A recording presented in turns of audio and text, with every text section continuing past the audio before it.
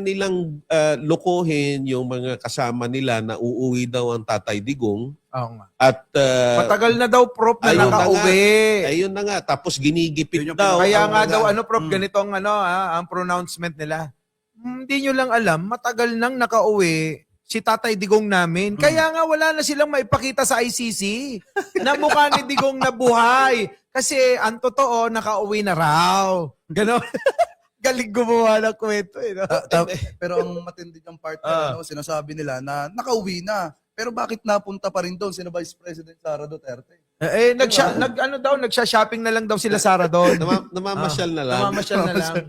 Pero wala na daw talaga doon. Nakauwi na. Hindi nga lang daw dahil nandoon daw sa sa ano ba 'yun, yung mountain na kineme-kemeng sinasabi niya na Glory Mountain niya. kung nakauwi naman na pala, bakit gumagastos pa sila kay Kaufman? Ayun na nga Tama po. Oo.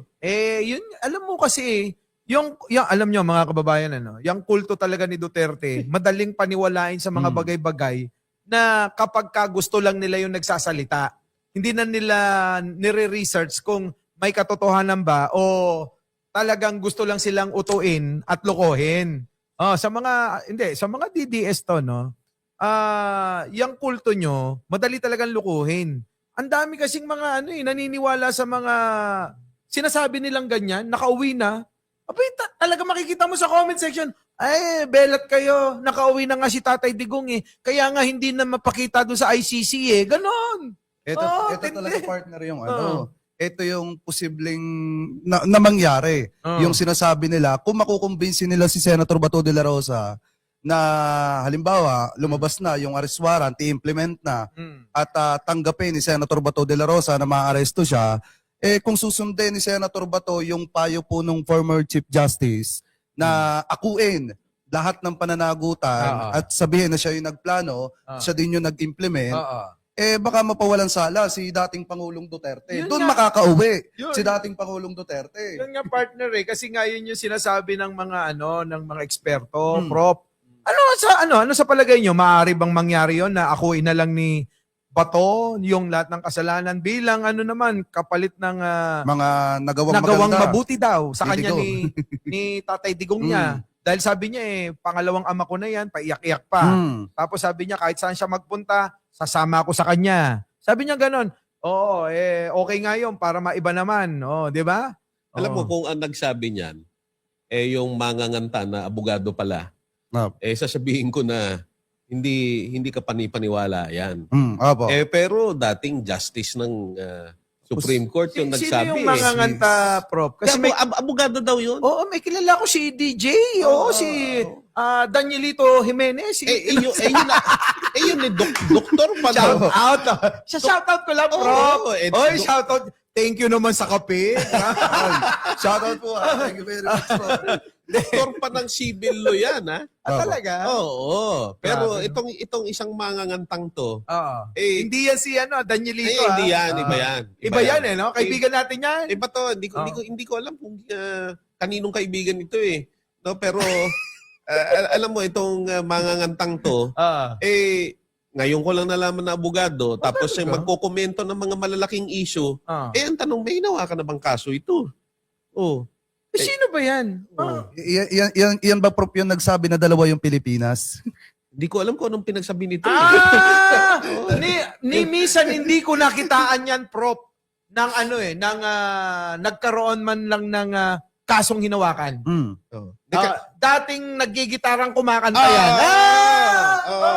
Let me be the one to break it up. Na may konektado sa mga sinirang mga bundok ng mga Chekwa. Yan ba yun? Yan na nga yun. Exactly. Exactly. Hulaan nyo nga dyan, yung mga nanonood dyan, hulaan nyo nga po. Pero kung pinaniniwalaan nila ito. Pinaniniwalaan nila ito. Walang pinagkaiba ito doon sa dating, ang tawag dito, boss ng Presidential Anti-Corruption Commission. Yung PACC. Na galit kung bakit ito binuwag. Pero ang tanong ko lang, may napakulong ba sila? Ayun na nga. Sabi nga neto, yung itong huli niyang gustong mangyari. Siguro sinasuggest na wag na daw tayo magbayad, Prof, ng amilyar. Hindi kasi naiintindihan niyang malaki ang pagkakaintindi niya doon eh. Kaya wag mong sisisihin. Kasi daw, Prof, Oo. atin naman na daw yan lupa. Ayun na nga. Prof, teka muna, ang tanong ko, saan naman kukuha ng karagdagang pondo ang mga barangay at mga city government kung hindi tayo magbabayad ng amilyar? Kaya nga tanungin mo nga siya kasi nga naintindihan niya. Kaya nga siya nagpo-propose ng ganyan. Pag tinanong Malalim mo na tao yan. Pag tinanong mo naman, Prof, hindi naman sumasagot eh. Basta lang nasabi niya, yun na mahalaga, Yun na bahala yun. na kayong gumawa ng solusyon, parang gano'n. Isa lang ang masasabi ko sa'yo, tatak Duterte kasi yan. Hindi, ako naman ganyan talaga kapag ka nasa kulto ni Duterte. Kahit mali na, ipipilit pa. Ipilit talaga. Kumbaga sa branding, alam mo na kung anong aasahan mo. Kaya nga po. Kung titingnan natin, Prof, talagang kung interesado talaga itong si Greco diyan po sa usapin ng pagtanggal ng amilyar, bakit hindi simulan sa Davao City? Oo O bakit hindi nila obserbahan sa Davao City? Doon nila i-implement yon. Pag nakita nila na naging maganda yung Davao City, pagka natanggal po yung pagsingil ng amilyar, o di baka mapapag-isipan sa iba pang mga lugar. Actually, maganda yung proposal mo. Matutuwa yung mga inchik doon. Kasi yung mga negosyo nila, hindi na nila kailangan magbayad ng amilya. Diba? Umpisan nyo doon sa Davao. At saka umpisan nyo sa distrito ni Pulong. Tsaka nung anak ni Pulong. Di ba? Yun. Para siguro matuwa kami at maniwala kami na seryoso kayo sa mga ganyang mga suggestion ninyo. Umpisan ninyo doon. At saka, Prof, ganito lang yan. Bakit sa panahon ni Pangulong Bongbong Marcos, pinipilit nyo yung ganyang katwiran? Samantalang dumaan ang 6 na taon na panunungkulan ni Digong at namuno ka rin naman dyan, bakit hindi mo ginawa yung ganyang mga gusto mo pala? Di sana bumilib kami sa'yo. Tama. Kung nagawa niya noon. Exactly. Di ba? Wag na nga lang yung nagawa. Yung na-propose ba niya Oo. nung panahon na yun? Yun nga Oo. baka pinropose, naisip siguro, tatanga-tanga to. Oo. Sabi ni Digong. Hindi, tsaka siguro kaya niya pinopropose ngayon yan, iniisip niya matutuwa yung mga tao kasi ganun naman ang style nila Yung, saan ba nagsimula yung mga ayuda na yan? Prof. Sa kanila din. Siguro nakita niya kay Marcoleta. Kasi nangako si Marcoleta ng 2,000 pababa, libre kuryente. Walang pagkakaiba yan doon. So siguro naisip ni Greco, putik na si Marcoleta nangako lang ng 2,000 Abay nanalo na. Isip din siya, ano kaya ipapangako ko? Diba? Pwede rin siyang manalo. Para manalo rin ako. Kasi nakakailang termino na puro talo Isa na lang, oo. Pag nakatatlo na, tapos na termino niya. Oo, kaya lang puro talo talaga.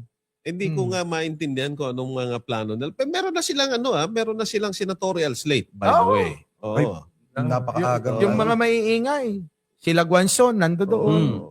Yan ba yung mahilig sa Gucci? Oo, yung bawal kang magpakita sa kanya kung hindi ka naka-Rolex. Ayun na nga. Kaya lang naka-AP ka. Baka hindi niya alam yun hindi niya alam yung AP. Kasi yung Rolex mo, pang araw-araw mo lang yun di ba? Alam mo, mahirap naman kasi kung ipangangalandakan mo kung ano yung suot mong relo. Kaya nga. Oo. Buti pa tong kasama natin, Sprite, Di ba, no? At saka kailangan na Gucci daw yung yung damit. Ewan ko kung ano tong pinasuot sa akin ni Jen Angeles na kulay green na hindi ko maintindihan na Hindi kasi na jacket. green ka na daw Green ka na daw bukas ba? Bukas? Bukas? Oo. Oo. Hindi. Joke ko lang yun. Kasi tinatanong ako kanina, pagbaba ko ng parking, sir, DDS ka na? Grabe naman kayo na ganito lang ako na suot, DDS na. Kaya dala-dala ko kanina, niloloko ko. Bukas, DDS na tayo Ayoko naman mapabilang sa ganun. Pero mo, karton na lang iniiyakan pa. Wala kang kawalan.